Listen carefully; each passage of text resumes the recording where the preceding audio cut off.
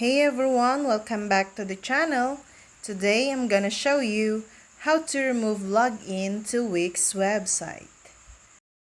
So first, simply go to the site pages and menu tab on the left hand side of your Wix editor account. Then select the member pages option and click on the gear icon to open the actions menu. From there, select delete members area from the menu.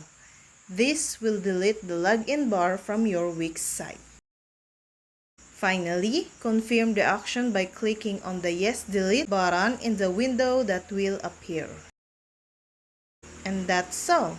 Your pages will no longer display the login bar. If you ever want to add the login bar back, simply follow the following step to add it again. And that's all. I hope this video helped you guys. For more videos, subscribe to our YouTube channel. Thank you for watching. See you again.